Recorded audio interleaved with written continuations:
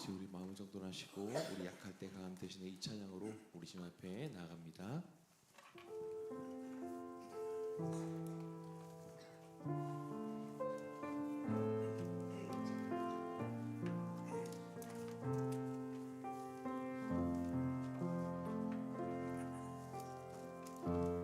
약할 때 강함 대신에 나의 보배가 되신 주 나의 모든 것. 주 안에 있는 보물을 나는 포기할 수 없네. 주 나의 모든 것. 약할 때 강함 대신에 약할 때 강함 대신에 나의 보배가 되신 주 나의 모든 것. 주 안에 있는 보물을 나는 포기할 수 없네. 주 나의 모든 것. 예수 어린 양 존귀한 이름. 예수 어린 양 존귀한 이름. 십자가 죄사하셨네. 주님의 이름 찬양해. 주 나의 모든 것. 쓰러진 나를 세우고 나의 빈잔을 채우네. 주 나의 모든 것. 다시 합니다. 십자가 죄사하셨네. 십자가 죄사하셨네. 주님의 이름 찬양해. 주 나의 모든 것. 쓰러진 나를 세우고 나의 빈잔을 채우네. 주 나의 모든 것. 예수 어린 양 존귀한 이름. 예수 어린 양 존귀한 이름. 예수 어린 양. 예수 어린 양 존귀한 이름. 예수 어린 양 존귀한 이름.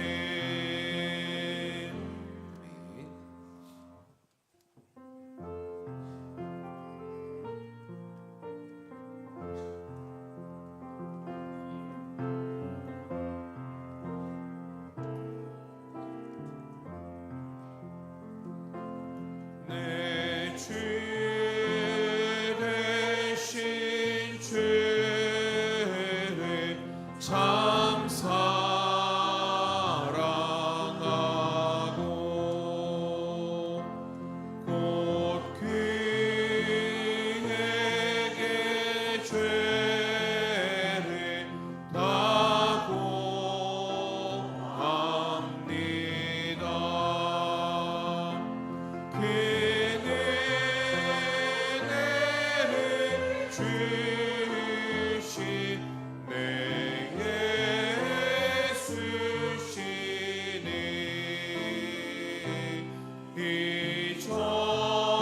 이전보다 더욱 사랑합니다.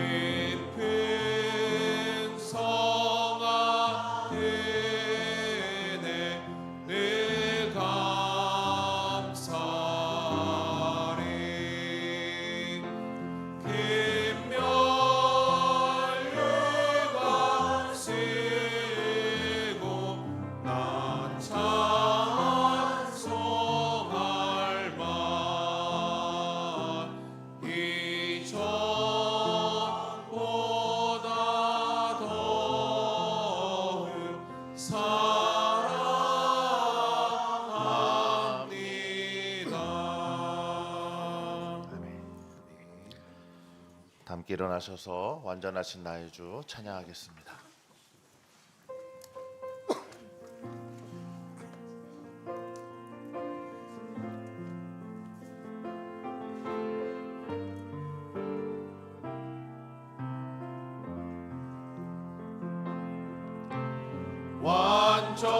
완전하신 나의 주 의의 길로 날 인도하소서. 행하신 모든 일 주님의 영광 다 경배합니다.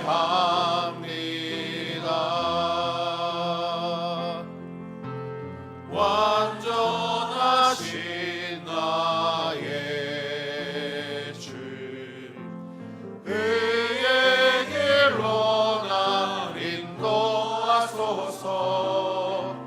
행하신 모든 일 주님의 영광 다 경배합니다.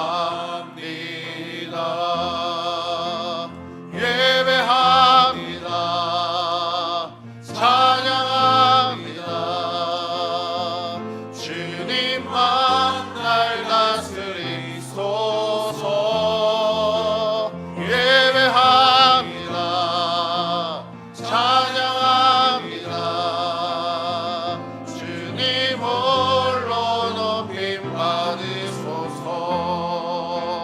예배합니다. 찬양합니다. 주님만 날 다스리소서. 예배합니다. 찬양합니다. 주님 홀로 높임 받으소서. 주의 빛과 주의 진리를 보내시어 나를 인도하시고 주의 거룩한 산과 주께서 계시는 곳에 이르게 하소서. 그런즉 내가 하나님의 제단에 나아가 나의 큰 기쁨에 하나님께 이르리이다. 하나님이여 나의 하나님이여 내가 수금으로 주를 찬양하리이다. 아멘.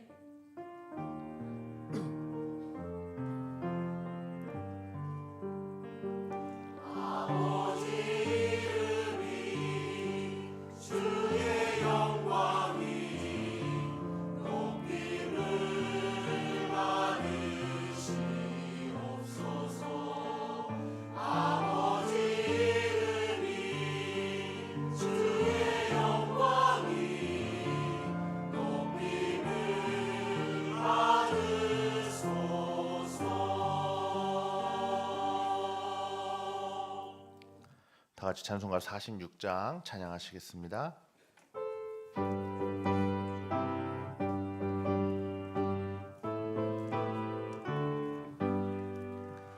이 날은 주님 정하신 참 기쁜 날일세. 온 천하 만민 주 앞에 다 찬송하여라. 주 오늘 부활하시고 사망을 이겼네. 구주를 믿는 성도들 그 복음 전하세. 만왕의 왕인 예수께 호산나 부르세. 이 날에 주가 오셔서 다 구원하시리. 큰 권능 가진 그 세주 살 길을 주려고 온 세상 만민 가운데 주 함께 계시네. 이 날에 모인 성도들 호산나 부르세. 저 하늘 천군 천사도 다 와답하여라.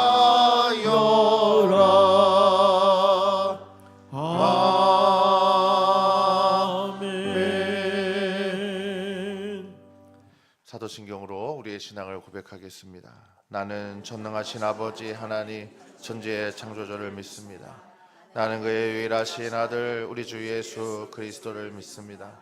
그는 성령으로 잉태되어 동정녀 마리아에게서 나시고 본디오 빌라도에게 고난을 받아 십자가에 못 박혀 죽으시고 장사된 지 사흘 만에 죽은 자 가운데서 다시 살아나셨으며 하늘에 오르시어 전능하신 아버지 하나님 우편에 앉아 계시다가 거기로부터 살아있는 자와 죽은 자를 심판하러 오십니다. 나는 성령을 믿으며 거룩한 공교회와 성도의 교제와 죄를 용서받는 것과 몸의 부활과 영생을 믿습니다. 아멘. 다 함께 자리에 앉으셔서 성시교독하겠습니다. 교독문 41번입니다. 여호와께서 다스리시나니 땅은 즐거워하며 허다한 섬은 기뻐할지어다.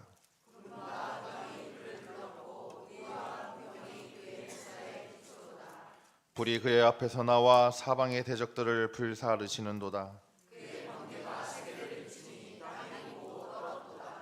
산들이 여호와의 앞 곧 온 땅의 주 앞에서 밀랍같이 녹았도다.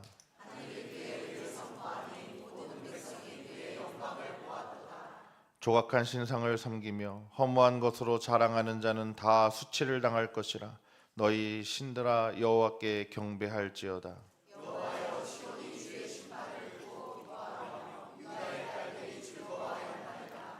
여호와여 주는 온 땅 위에 지존하시고 모든 신들보다 위에 계시니이다.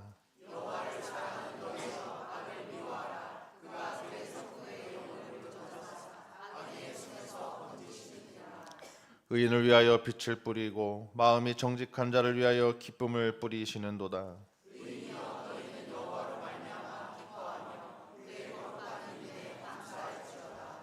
아멘. 한 주간의 죄를 고백하는 참회 기도하신 후에 한정만 수집사님 기도하시겠습니다.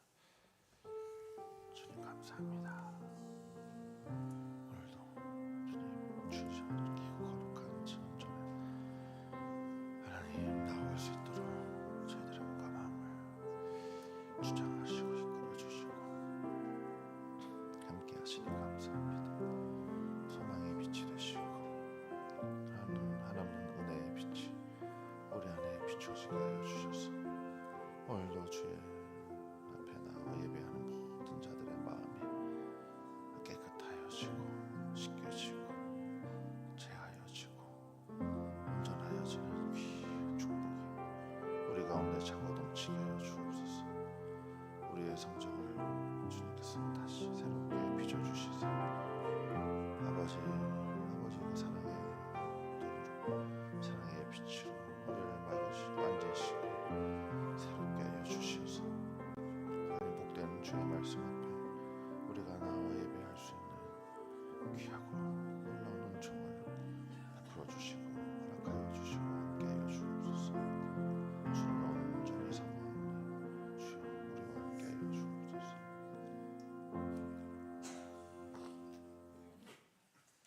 사랑과 은혜가 충만하신 하나님 아버지, 새해 첫 달을 은혜 가운데 지켜주시고 소망 가득한 2월을 맞이하게 하심에 감사드립니다. 지난 시간을 돌아보니 우리의 모든 발걸음이 주님의 선하신 인도하심이었으며 매 순간이 주님의 은총이었음을 고백합니다. 거룩한 주일 저희를 성전으로 부르셨사오니 성령 하나님께서 임재하여 주셔서 오직 영과 진리로 드리는 예배가 되게 하옵소서. 긍휼의 주님, 지난 한 주간의 삶을 회개하며 나아갑니다. 우리는 연약하여 하나님의 뜻보다는 자신의 생각과 의지대로 행동하며 주님을 멀리 했음을 고백합니다. 주변에 힘들고 아픈 자들을 돌보지 못했고 시기와 질투로 형제의 슬픔을 나누지 못했던 우리의 허물을 용서하여 주시옵소서. 역사하시는 하나님, 특별히 2026년도 은광교회가 경건에 이르도록 연단하라는 말씀의 표대를 향해 나아가기 원합니다. 올 한해도 모든 성도가 망령되고 허탄한 길을 버리고 오직 경건에 이르기를 힘쓰게 하옵소서. 범사의 유익한 경건의 연단을 통하여 지금 우리에게 주어진 삶과 영원한 생명 속에서 약속된 복을 누리며 주님께서 기뻐하시는 거룩한 공동체로 세워지게 하옵소서. 은광교회가 계획한 모든 사역 위에 주님께서 친히 간섭하여 주셔서 풍성하고 온전한 열매를 맺게 하옵소서. 모든 지체가 서로 협력하여 선을 이루며 성장하게 하옵소서. 지역사회의 아픔을 보듬는 교회, 복음의 기쁜 소식을 힘있게 전파하는 교회, 기도의 등불이 꺼지지 않는 교회가 되게 하옵소서. 그리하여 은광교회가 이 땅 위에 그리스도의 향기를 널리 바라는 공동체로 성장하게 하옵소서. 오늘도 생명의 말씀을 선포하시는 위임 목사님의 영과 육을 강건하게 지켜주시고 선포되는 말씀이 우리에게 새 힘을 주어 속사람이 변화되는 놀라운 역사가 일어나게 하옵소서. 예배를 위해 보이지 않는 곳에서 봉사하는 성도들의 손길을 기억하시고 그들의 삶에 갑절의 은혜와 복을 더하여 주시옵소서. 시온 찬양대가 한 목소리로 드리는 찬양을 기쁘게 받아주시고 주님 홀로 영광 받아 주시옵소서. 우리를 언제나 새롭게 하시고 소망을 주시는 예수 그리스도의 이름으로 감사하며 기도드립니다. 아멘.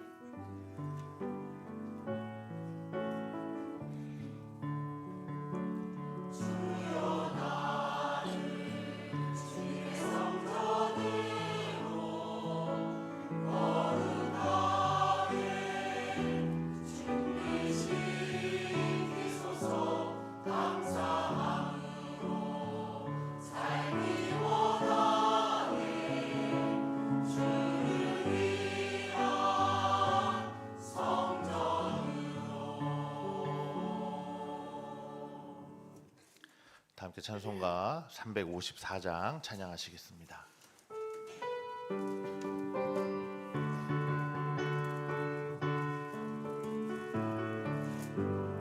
주를 항모하는 자 올라가 올라가 독수리같이 모든 싸움 이기고 근심 걱정 벗은 올라가 올라가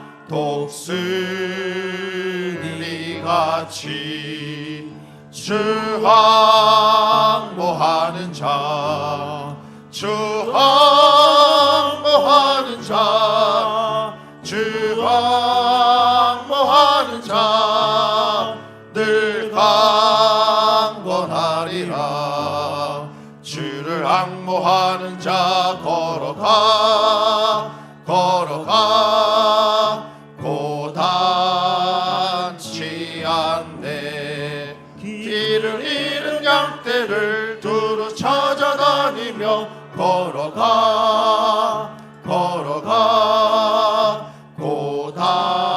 고단치 않네. 주 항모하는 자 주 항모하는 자 주 항모하는 자 늘 강건하리라. 주를 항모하는 자 달려가 달려가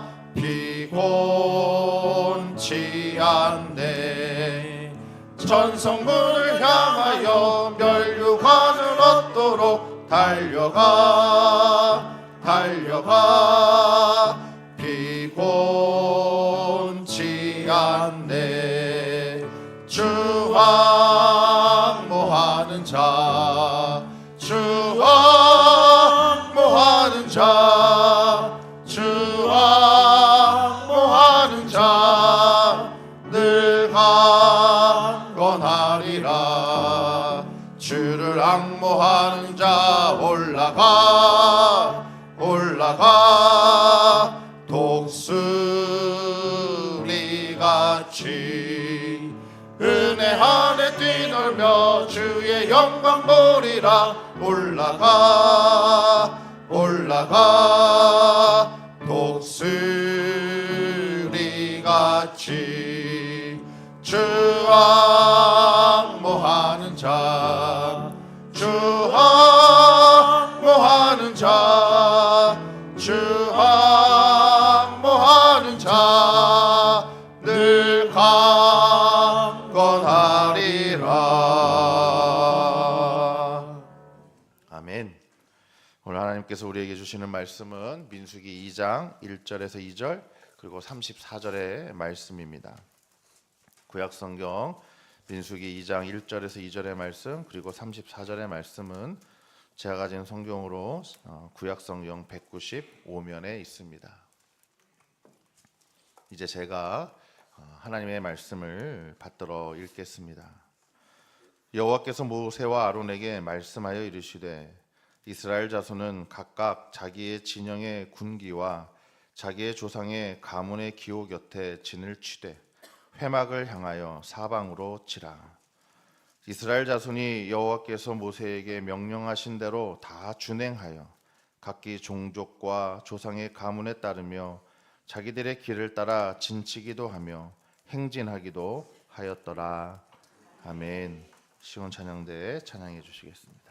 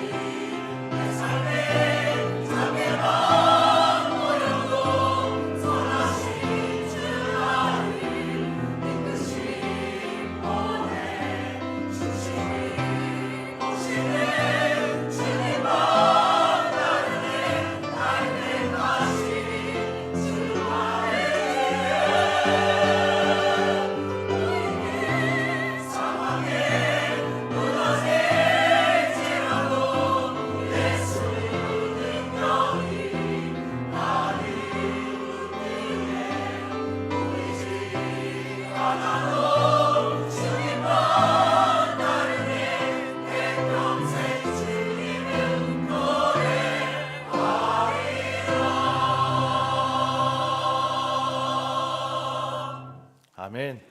하나님께 영광의 박수 올려드리겠습니다. 보이는 상황에 우리의 삶이 겉으로는 무너진 것 같지만 선하시고 우리를 언제나 붙드시는 보이지 않는 그 주님 의지하시면서 우리 찬양의 가사처럼 끝까지 주만 바라보시는 저와 여러분 되시기를 다시 한번 주님의 이름으로 권면드립니다. 함께 인사하겠습니다. 질서 있게 하나님 중심으로 삽시다.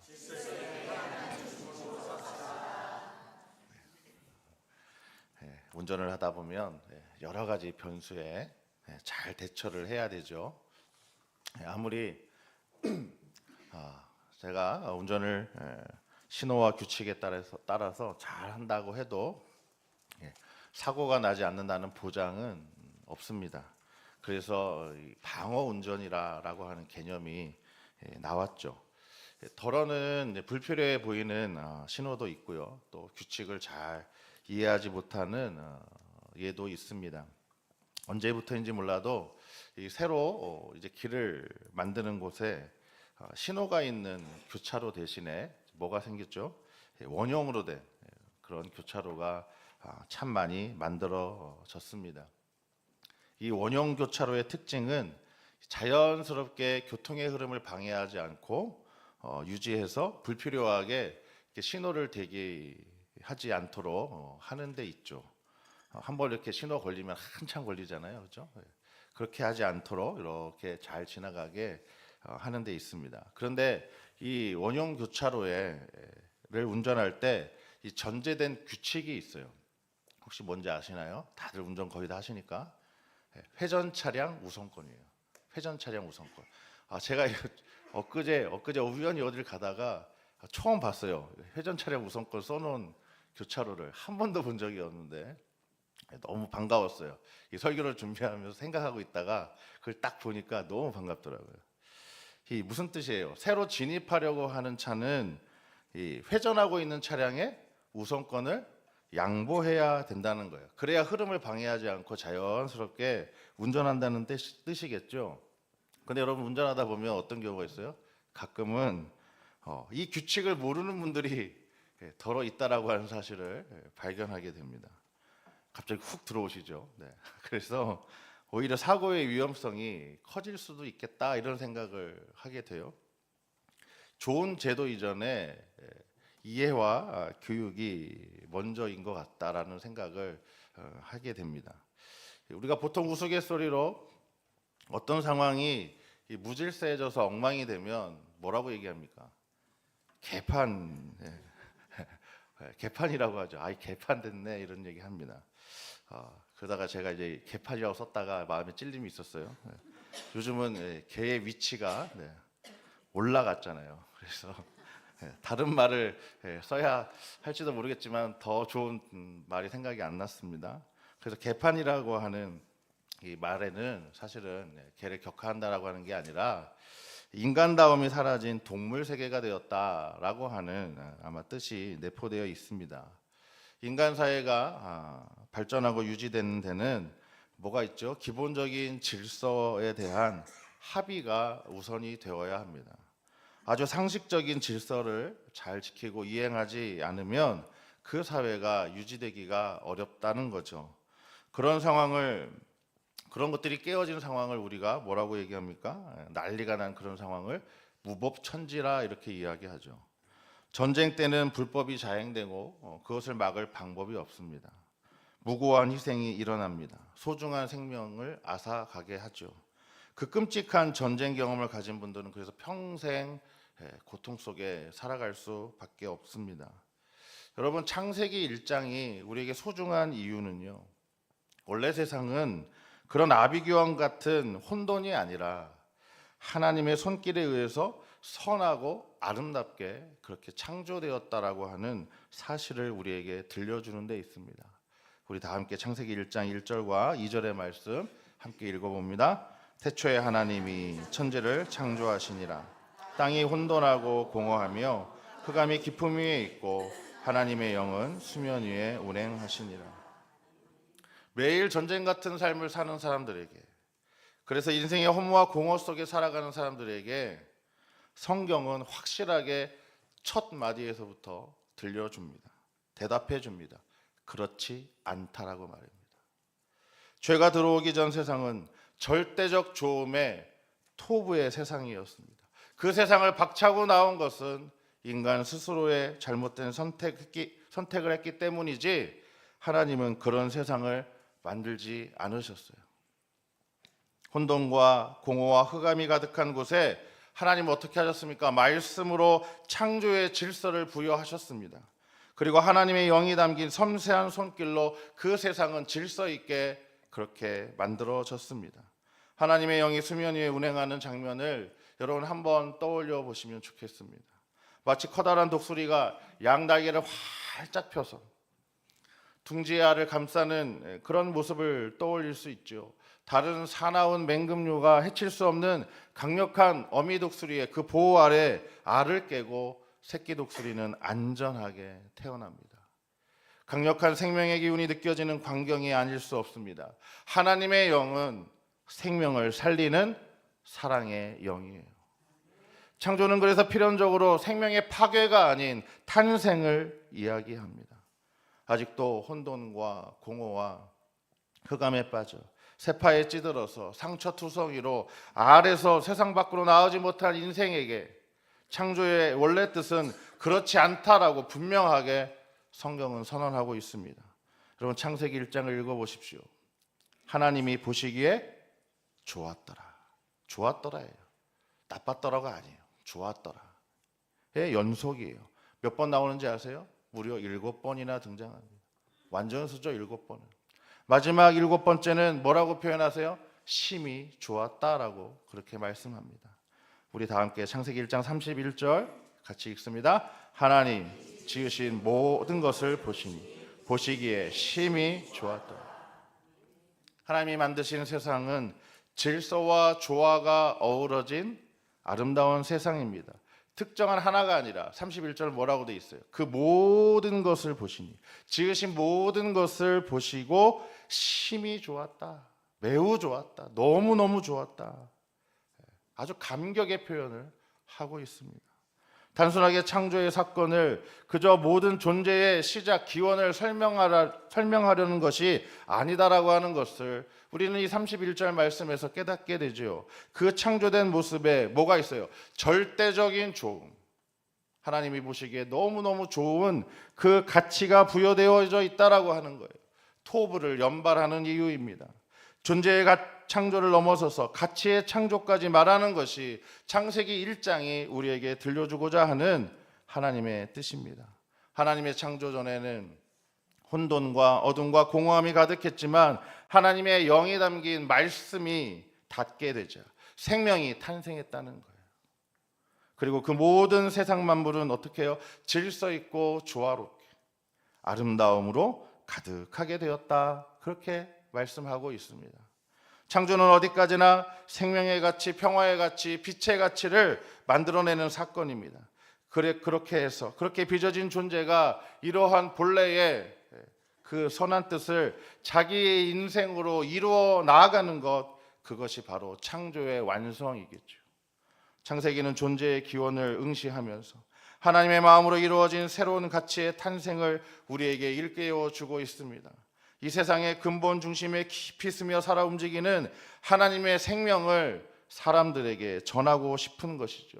그래서 낙심하고 상처받고 내일을 기대할 수 없는 그런 사람들에게 창세기 1장의 말씀을 통해 뜨겁게 격려하고 뜨겁게 축복하고 계시는 겁니다.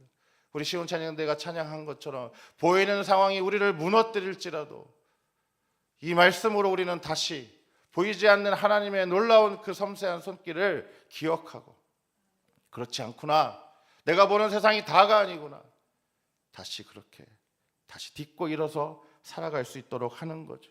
마치 이렇게 이야기하는 것 같습니다. 그대가 겪은 아픔과 상처, 낭만과 좌절이 하나님의 영 가운데 있으면 눈부신 빛의 세계가 열릴 수 있다.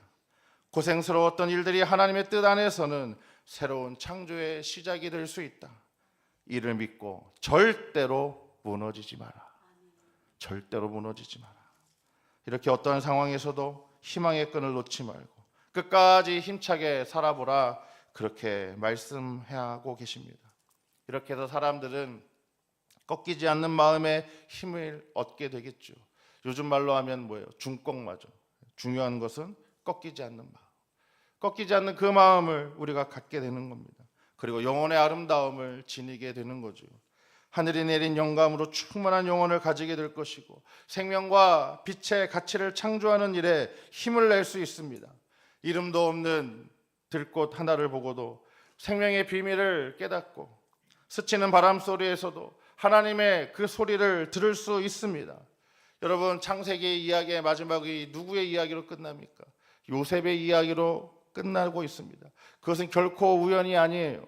요셉이야말로 창세기에 담긴 이러한 뜻을 오롯이 온몸으로 인생 전체로 살아낸 모델이기에 그렇습니다. 아브라함과 이삭과 야곱 그리고 요셉으로 해서 출발한 이스라엘이라고 하는 이 나라는 아름다운 세상을 가꾸고 돌볼 책임을 지닌 청지기로서 하나님 창조의 본래의 이 아름다운 가치를 구현할 이제는 개인이 아니라 공동체의 모델로 하나님이 택하셨던 겁니다. 그래서 애굽 이집트에서 이 이스라엘을 하나님께서 불러내셨습니다.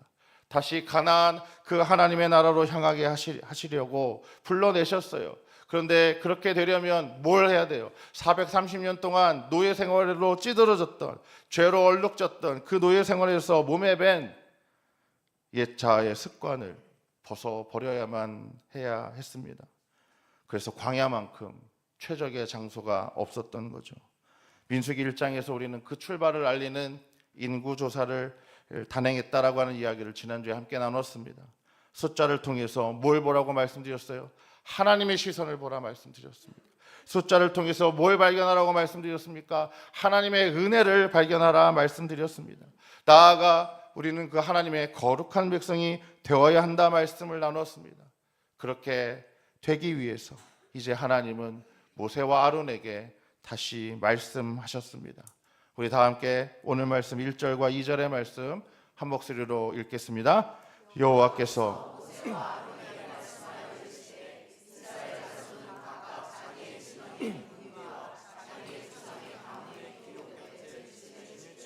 회막을 향하여 사방으로 치라. 회막을 향하여 치라라고 말씀하세요. 세 번역으로 우리 2절 말씀만 다시 한번 읽어봅니다. 이스라엘 자손이 진을 칠 때에는 회막을 중심으로 하여 그 둘레에 진을 치되 각기 자기가 속한 부대기가 있는 곳에다 자기 가문의 깃발을 함께 세우고 진을 쳐야 한다. 더 자세하게 설명하죠. 회막을 중심으로 해서 그 둘레에 진을 쳐라. 회막을 향하여 사방으로 치라라고 하는 말씀을 세 번역은 더 자세하게 우리에게 이야기해주고 있어요. 진영의 편성과 배치, 행군 순서를 지금 어떻게 해요? 지정하도록 명령하고 계세요. 우리 그림으로 함께 보겠습니다. 첫 번째 그림을 보여주세요. 네. 자, 보시면 12지파가 저렇게 동서남북으로 나뉘어서 각 방향으로 3개 지파씩 그렇게 배치되었습니다. 동쪽에는 뭐가 있어요? 이사갈, 유다, 스불론 지파가 있어요. 남쪽에는 갓, 르브엔, 시므온 지파가 있어요. 서쪽에는 베냐민, 에브라임, 므낫세 지파가 있어요. 북쪽에는 아셀과 단과 납달리가 진을 쳤습니다. 각 진영을 대표하는 지파는 가운데 있는 유다, 르우벤, 에브라임, 단이었어요. 이 진영은 회막, 성막이죠. 우리가 잘 아는 표현을 성막으로 바꾸겠습니다. 성막을 중심으로 어떻게 하고 있어요? 바깥 사방 둘레에 이렇게 포진하고 있는 형태입니다. 진 편성에서 특이한 점 하나를 발견합니다. 동서남북 네 진영의 안쪽에 뭐가 있습니까? 저 네 안쪽에 지금 레위 자손들이 있어요. 레위 자손, 제사장 그리고 레위 자손들이 어떻게 하고 있어요? 성막을 가운데 놓고 사면으로 진을 치고 있어요. 성막을 딱 중심으로 보호하고 있죠. 자, 그리고 행군할 때는 이 성막이 레위인의 진영과 함께 모든 군대의 가운데에 자리 잡은 채 그렇게 나아가게 됩니다. 자, 민수기 2장 17절의 말씀입니다. 제가 읽어드립니다. 그 다음에 회막이 레위인의 진영과 함께 모든 진영의 어디에요? 중앙에 있어 행진하되. 행진할 때 어디에 있다고 얘기합니까? 중앙에 있다고 얘기합니다. 그들의 진치인 순서대로 각 사람은 자기의 위치에서 자기들의 길을 따라 앞으로 행진할지니라. 자, 이 형태는 사실은 고대 근동에 왕들이 전쟁에 나갔을 때 펼치는 진영의 모습과 비슷합니다. 부대는 왕의 천막을 중앙에 두어서 외적의 침입 그리고 제의적인 부정함으로부터 이 왕을 보호하게 했어요. 군사적인 측면으로 볼 때 군기, 기호, 진영과 같은 이러한 단어들은 이 편성이 외부로부터 있을 수 있는 적의 침입 그리고 야생동물의 공격을 방어하기 위한 목적임을 알 수 있습니다. 성막을 중심으로 사방으로 편성된 진영은 이 공동체의 경계를 만들기도 하면서 동시에 그 공동체를 방어하는 방어막이라고 할 수 있죠. 여러분, 성경은 항상 당시의 문화와 상황을 잘 반영하면서 당시 사람들이 잘 이해할 수 있도록 그 문화를 빌려서 그렇게 그 속뜻을 설명해 줍니다. 성막은 곧 무엇을 상징합니까? 하나님의 임재를 상징하죠. 하나님이 계시는 장소가 성막입니다. 그렇다면 성막을 중심으로 진영을 구축했다라고 하는 것은 무슨 뜻입니까? 하나님께서 이 군대의 중심이다라고 하는 사실을 우리에게 보여주는 거예요. 다른 나라, 고대 근동의 다른 나라들은 인간의 왕을 그 가운데 두고 그렇게 행진했지만 지금 이스라엘 백성은 뭘 선포하고 있는 겁니까? 그 자리에는 인간의 왕이 아니라 누가 계셔야 된다는 거예요? 세상을 주관하는 진정한 창조주이신 하나님이 계셔야 된다라고 하는 것을 선포하고 있는 겁니다. 하나님께서는 행진할 때나 진영을 구축할 때나 늘 그들 가운데 임재하셨습니다. 여러분, 이스라엘 12지파의 조상을 누구로 봅니까? 야곱으로 보지요. 야곱의 12아들들, 우리가 지금 읽었던 그 지파의 이름들이 다 야곱의 12아들들의 이름이니까요. 그 12지파의 조상 야곱 역시도 출애굽 백성들처럼 광야에서 머문 때가 있었어요. 아버지와 형을 속이고 떠나게 된 그가 아무도 없는 그 광야에서 외로움과 두려움에 사로잡혔던 때가 있었습니다. 하지만 하나님께서는 야곱에게 꿈속에서 나타나셔서 뭐라고 말씀하셨어요? 내가 너와 함께 할 거야. 내가 너를 지켜줄 거야. 내가 너를 돌아오게 할 거야 라고 말씀하셨죠. 우리 다 함께 창세기 28장 15절의 말씀을 읽어보겠습니다. 내가 너와 함께 있어. 내가 어디로 가든지 너를 지키며 너를 이끌어 이 땅으로 돌아오게 할지라. 내가 네게 허락한 것을 다 이루기까지 너를 떠나지 아니하리라 하신지라. 아멘. 야곱은 베개로 삼았던 돌을 가져다가 어떻게 했습니까? 기둥으로 세우고 그 위에 기름을 붓고 그곳 이름을 베델이라고 이렇게 명명했어요. 베델은 곧 하나님의 집이라고 하는 뜻입니다. 여기가 하나님의 집이다. 그렇게 명명했어요. 야곱이 이스라엘로 변하기 전 하나님은 이렇게 광야에서 약속해 주셨어요. 그래서였을까요? 여러분 잘 아시는 대로 야곱은 라반의 집에서 광야를 지나는 삶을 살게 되죠. 그러나 결국 속이는 자 야곱에서 이스라엘로 바뀌게 됩니다. 무슨 뜻입니까?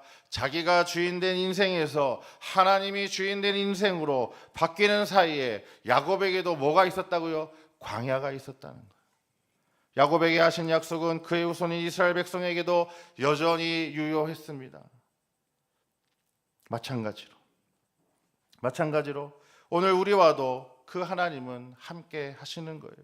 하나님은 성막을 통해서 이스라엘 백성과 동행하시고 그들을 지키시고 그들을 가나안 땅으로 인도하시는 거죠. 마찬가지로 우리에게도 똑같이 하신다는 거예요.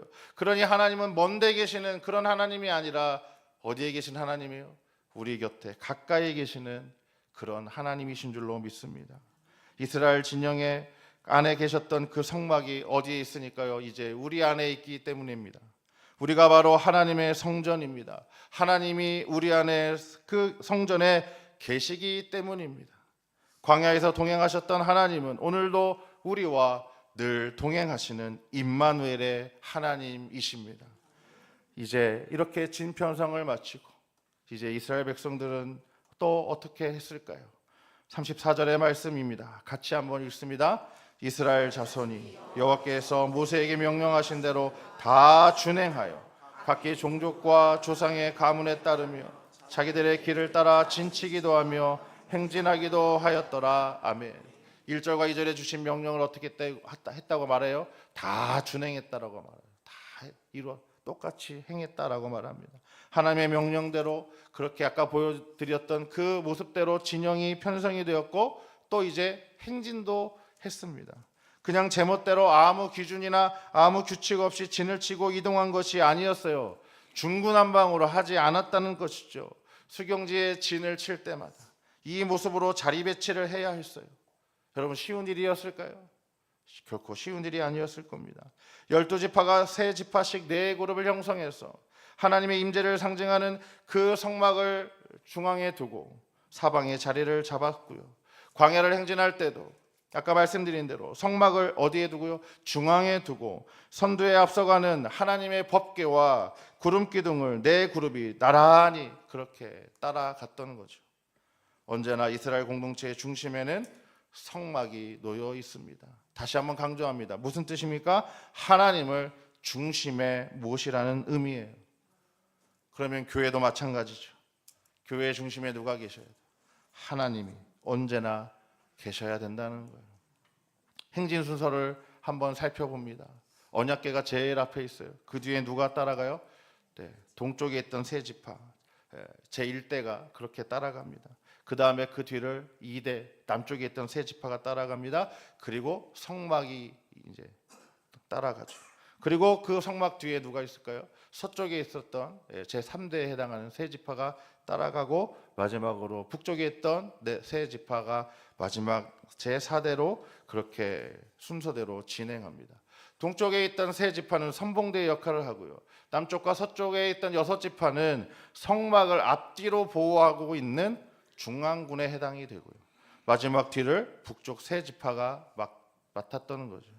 여러분 이 순서에 담긴 의미가 있어요. 아무 의미 없이 이렇게 가는 게 아니에요. 어떤 의미가 있을까요? 하나님이 이끌고 가시는 거예요. 제일 앞에 법궤가 가고 있죠. 하나님이 이끌고 가시는 거예요. 그 다음에 중요한 또 하나의 의미가 뭐예요? 하나님께 속도를 맞춰야 한다는 거예요. 언약궤가 가장 선두에 있는 이유입니다. 그래서 행진에는 또 후퇴가 없어요. 돌아가지 않아요. 쭉 앞으로 가는 거지. 뒤로 돌아해서 가지 않아요. 법궤가 다시 돌아갈지언정 뒤를 돌아가서 법궤가 제일 뒤에 있고 갑자기 4번째 군대가 앞으로 가는 그런 일은 없었다라고 하는 겁니다. 그러니 무슨 뜻이에요? 우리 찬양의 가사에 있는 것처럼 앞으로 가는 거예요. 여기에는 하나님의 질서와 체계에 대한 순종이 담겨져 있고요. 각기 주어진 역할에 대한 순종이 내포되어져 있습니다. 속도와 방향이 중요하다고 말씀합니다. 이스라엘 공동체 행진에서 우리는 균형과 질서와 조화를 발견하게 됩니다. 전체가 4그룹으로 나누어서 하나님의 임재와 동행 속에서 그 하나님의 명령을 준행하면서 하나님의 백성으로 그렇게 점점 더 훈련되어 가는 거겠지요. 주인이신 하나님께 온전한 순종을 하도록 이스라엘 백성들은 광야 학교를 다니고 있었던 겁니다. 깃발은 진영을 표시하기도 하고요. 소속감을 나타내기도 합니다. 우리도 교회에서 그렇게 소속이 되어져 있죠. 여러분 새가족을 등록하게 되면 새가족 등록하시면 주보에 나중에 어떻게 돼요? 사랑방 편성을 알려드리고 자치회 편성을 알려드려요. 그렇게 소속을 알려드립니다. 어느 자리에 있는지를 상징하죠. 이 이스라엘 군대는 특이점이 있었습니다. 바로 무기가 없는 군대였다는 뜻이에요. 여러분 여기 이 장에 어떤 말씀 한번 읽어보세요. 거기에 무기에 대한 이야기가 있는지 없습니다.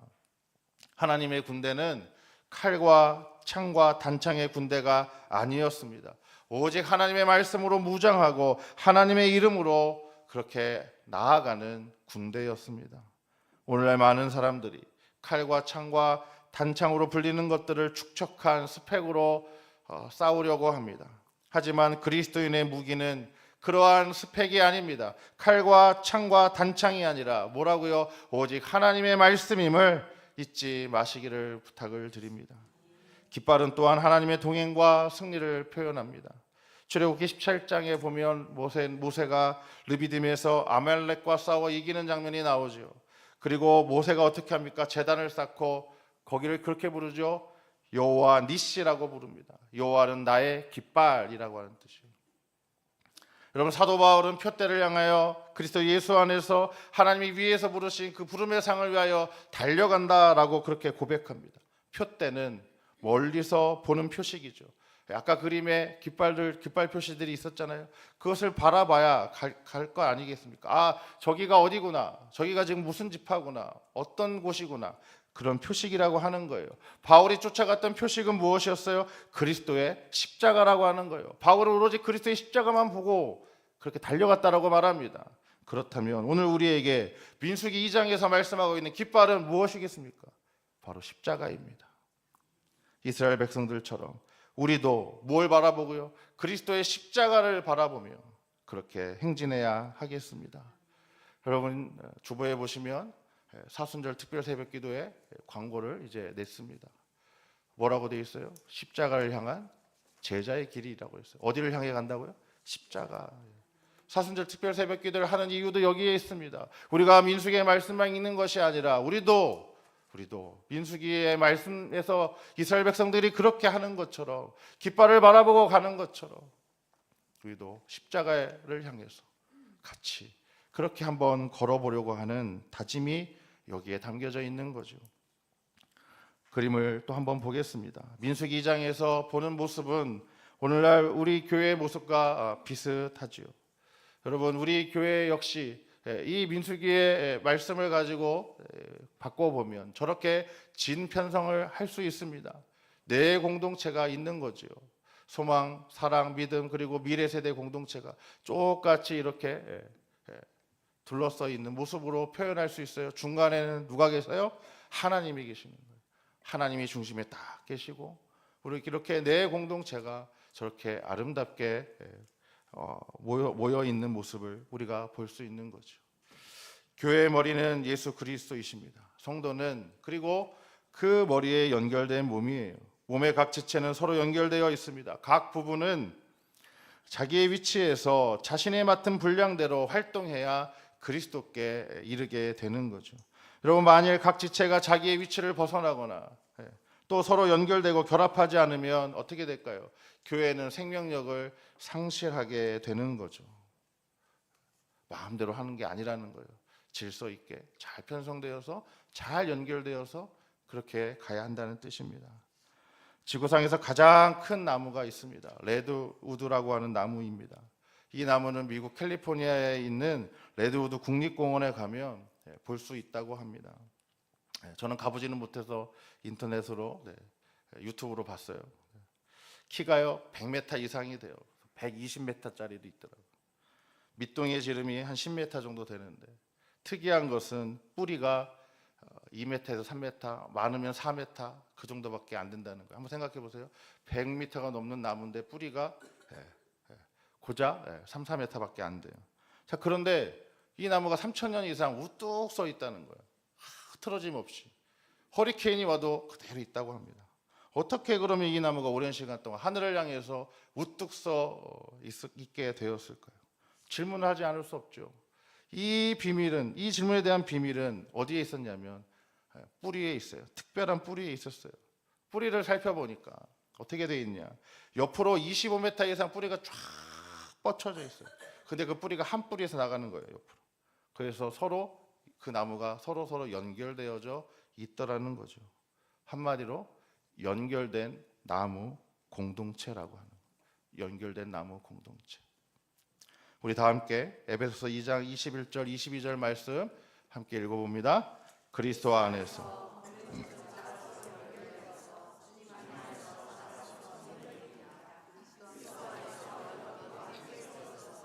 하나님이 성령으로 거하실 초소가 됩니다. 자, 우리 서로 바라보시면서 이렇게 한 번 더 인사합니다. 저랑 연결되어 있으십니다. 말로만 하지 마시고 손 한번 꽉 잡아주시고 연결되셔야죠. 연결되어 계시는 거예요. 이 성막을 다시 한번 들여다보면 성막을 중심으로 각 진영과 지파가 저는 이제 제가 만든 그림은 사각형으로 돼 있지만 사실은 원형으로 돼 있어요. 원형으로 이루면서 빙 둘러서 배치되어야 했습니다. 그런데 특징이 있어요. 같은 거리를 유지해야 했다는 거예요. 네, 사진 한번 보시죠. 네, 저렇게 돼 있는 게 원래 맞는 그림이에요.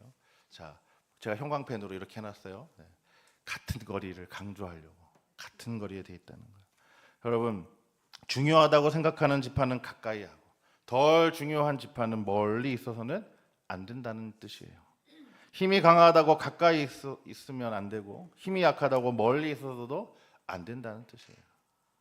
성막과의 거리는 지위와 남녀노소에 상관없이 모두 같은 거리를 유지해야 한다는 겁니다. 하나님은 모두의 하나님이시고 모든 자녀를 차별 없이 사랑하시기 때문입니다. 기억하셔야 돼요. 하나님 모두의 하나님이세요. 그리고 똑같이 하나님 차별하지 않으세요. 누가 차별해요?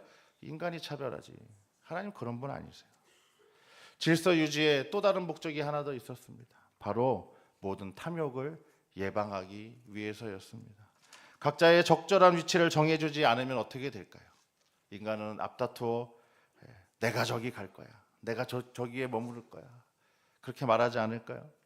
서로 앞다투어 높은 자리, 좋은 자리 차지하려고 막 다투고 경쟁할 거예요. 그래서 뭐가 생긴 거예요? 전쟁이 생긴 거잖아요. 전쟁이 왜 일어났겠어요? 그래서 일어났겠죠. 여러분, 예수님과 가까이 한 세 제자 중에 누가 있었어요? 야고보와 요한이 있었어요. 이 야고보와 요한이 여러분 어떻게 합니까? 예수님께 이렇게 말해요. 주님, 주의 영광 중에서 우리를 하나는 주의 우편에, 하나는 주의 좌편에 앉게 해주십시오. 이렇게 요구합니다. 예수님과 가까이 있었는데도 이들은 그런 요구를 했어요. 각자의 역할과 자리를 정해놓지 않으면 사람들은 반드시 영광을 쟁취하여 더 높은 자리에 오르려고 그렇게 할 것이 분명하기 때문입니다. 그것 때문에 뭐가 발생합니까? 다툼이 일어납니다. 다툼이 일어나면 어떻게 될까요? 분열하게 돼 있어요. 고린도 교회에 여러분 많은 문제가 있었어요. 사실 고린도 교회를 연구하면 현대 모든 교회 문제를 다 해답을 찾을 수 있는데 제일 먼저 나타났던 문제가 뭐였는지 아세요? 분열의 문제였어요. 분파의 문제였어요. 나는 바울에게 속했다. 나는 아볼로에게 속했다. 나는 게바에게 속했다. 심지어 나는 그리스도께 속했다. 그렇게 서로 나뉘어서 그 분열을 했습니다. 그래서 바울이 제일 먼저 그 문제를 다루죠.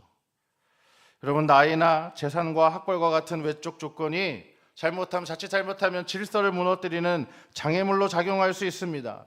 숫자가 많다는 것 때문에 혹은 내가 장자인 것 때문에 질서를 벗어내려고 하는 유혹은 항상 존재할 수 있다는 거예요.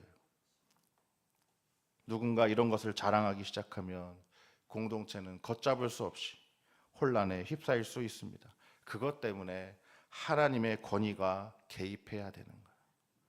하나님께서 순서를 정하셔서 미리 모든 탐욕이 경쟁하지 못하도록 그렇게 딱 방지하셨다는 거예요. 이렇게 움직여라고 말입니다. 교회는 하나님이 정하신 무엇대로요? 질서대로 그렇게 세워져 가야 하는 거죠. 그런데 하나님 나라에서 가장 큰 사람이 어떤 사람일까요? 성경은 우리에게 이렇게 말합니다. 섬기는 자라고 말합니다. 마가복음 9장 35절 같이 한번 읽습니다. 누구든지 첫째가 되고자 하면 무사람의 끝이 되며 무사람을 섬기는 자가 되어야 하리라. 아멘. 오늘 우리는 민수기 2장을 통해서 하나님 중심으로 질서 있게 진을 편성하고 행진하라 함께 말씀을 나눴습니다. 그것이야말로 본래의 창조 질서를 회복하는 길입니다. 광야를 지나려면 서로 연결된 한 몸임을 잊지 않아야 합니다. 서로 연결된 한 몸이에요. 각자 자기 위치에서 맡기신 그 역할에 감사와 순종으로 행진해야 합니다. 그럴 때 하나님이 우리에게 말씀하신 그 목표하신 그 곳에 다다를 수 있다라고 알려주고 계세요. 십자가 군기를 들고 하나님의 말씀으로 무장하고 앞으로 나아가시는 저와 여러분 그리고 사랑하는 우리 영광 공동체 되기를 간절히 소망합니다. 기도하겠습니다. 혼돈과 공허에 질서를 부여하신 창조주 하나님, 선하고 아름다운 창조 질서에 따라 하나님을 중심에 모시는 삶을 살게 하옵소서. 서로 연결된 한 몸임을 깨닫고 높아지려는 욕심 내려놓고 각자에게 맡기신 역할에 감사하며 순종으로 감당하게 하옵소서. 예수님의 이름으로 기도하옵나이다. 아멘. 다 함께 찬송가 50장 2절 찬양하며 봉헌하겠습니다.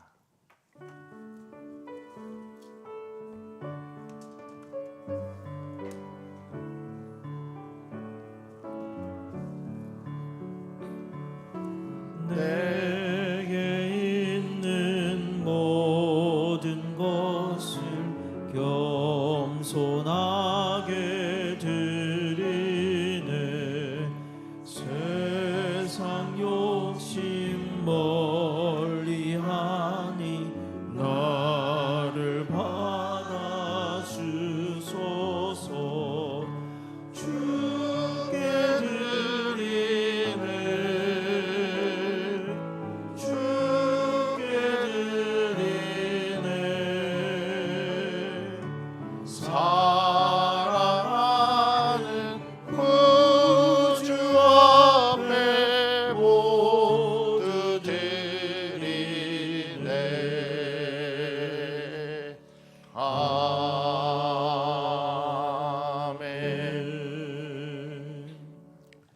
사랑의 하나님, 1월 한 달을 은혜로 보내게 하시고 새로운 2월을 맞이하게 하시니 감사합니다. 이 시간 새 마음, 새 다짐, 새 고백을 담아 예물 드립니다. 주신 은혜를 깨닫고 주일원금과 11조 감사와 여러 제목으로 예물 드립니다. 기쁨과 감사로 최선의 예물을 드리는 손길마다 축복해 주시고 드린 예물 기쁘게 받아 주옵소서. 예물 통하여 주님 사랑 나타나게 하시고 주님만 홀로 영광 받아 주옵소서. 언제나 우리 삶의 주인 되시는 예수님의 이름으로 봉헌기도 드립니다. 아멘.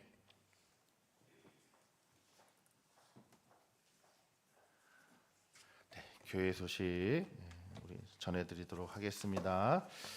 먼저 우리 새 가족으로 등록해 주신 두 분이 계셔서 잠깐 소개하겠습니다. 우리 먼저 유승화님, 유승화 성도님, 아마 뒤에 계신 것 같은데, 네, 잠깐 일어나 주시고요. 우리 이미선 성도님, 우리 정혜순 집사님 옆에 계신데, 잠깐 일어나십시오. 우리 유승화, 자 인사하실 때 크게 박수로 우리 환영하도록 하겠습니다. 감사합니다. 감사합니다. 끝나고 저랑 잠깐 사진 촬영 하시는 시간이 있습니다. 인사드리도록 하겠습니다.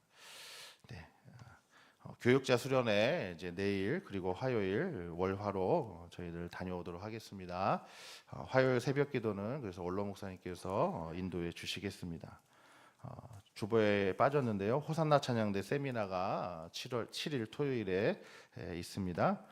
다음 주일은 우리 재직 헌신 예배로 또 오후 찬양 예배 시에 드리도록 합니다. 우리 재직 헌신 예배 후에는 또 간단하게 우리 세미나 진행하도록 하겠습니다. 재직이라 하면 우리 직분자를 말씀드리는 거죠. 우리 집사님 이상 모든 항존 직분자까지 재직에 해당이 됩니다. 다 참석 부탁을 드리겠고요. 우리 이제 긴 겨울방을 마치고 우리 사랑방 섬김이 모임 개강 이제 11일 수요일에 하도록 하겠습니다. 청년부 겨울 수련회 또 13, 14일 그렇게 준비하고 다녀오도록 하겠습니다. 2026년 교회 요람이 나왔습니다. 어젯밤 늦게 왔습니다. 사랑방별로 사무실에서 찾아가셔서 우리 각 가정에 이렇게 요람 나눠 주시면 감사하겠습니다. 2월에 식당에서 봉사해 주실 분들 우리 3부 남성교회 9부 여전도에서 수고해 주시도록 하겠습니다. 2026년 상반기 장학생 추천 있습니다. 자격 조건이 주보에 나와 있고요. 우리 2월 15일까지 장학생 추천해 주시면 감사하겠습니다. 설교 때 말씀드렸던 것처럼 이제 사순절 특별 새벽 기도회 2월 23일 명절 지나고 그 다음 주일부터입니다.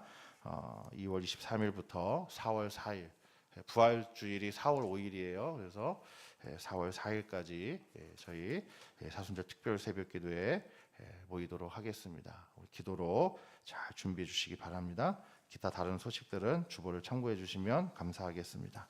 이제 다 함께 자리에서 일어나셔서 찬송가 635장 주기도문 찬양하시고 축도로 예배 마치겠습니다.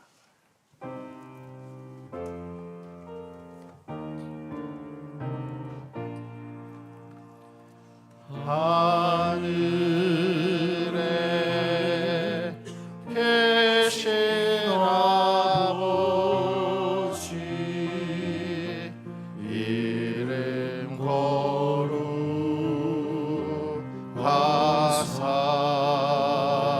거룩하사 주님 나라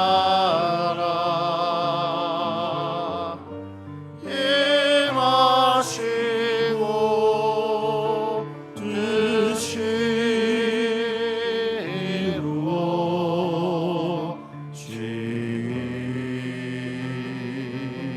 이루어지이다 일용할 양식 주시고 우리들의 큰 죄 다 용서하옵시고 또 시험에 들게 마시고 악에서 구원하소서. 대개 주의 나라 주의 권세 주의 영광 영원히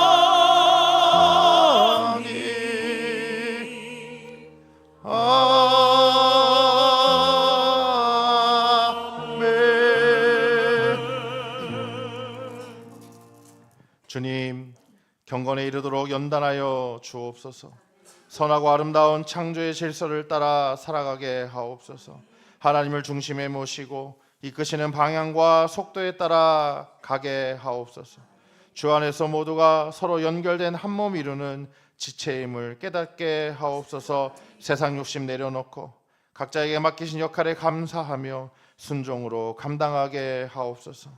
원치 않는 질병, 불의의 사고로 고통당하는 환우들을 치유하여 주옵소서. 마음이 상한 자를 위로하사 불안과 두려움, 낙심과 우울에서 건져 주옵소서. 입시와 학업, 직장과 군대 여러 사정으로 흩어져 있는 자녀들을 돌보아 주옵소서. 연로하신 부모에게 건강을, 어린 자녀에게 믿음과 지혜를 더하여 주옵소서. 폭력과 전쟁으로 신음하는 곳에 속히 자유와 평화를 되찾게 하옵소서. 차별과 배제가 멈추고 포용과 동행으로 함께 나아가는 세상 되게 하옵소서. 하나님을 기쁘시게, 사람을 행복하게, 세상을 아름답게 만드는 교회 되게 하여 주시옵소서. 이제는 우리 구주 예수 그리스도의 은혜와 하나님 아버지의 다음 없는 사랑과 보혜사 성령의 위로 교통하심이 하나님을 중심에 모시고 속도와 방향을 정해서 질서 있게 행진하기로 다짐하는 이 시간 예배하는 우리 모두 위에, 가정과 일터 위에, 사랑하는 은광 공동체와 이 나라와 이 세계 위에 지금부터 영원까지 함께 하시기를 간절히 축원하옵나이다. 아멘.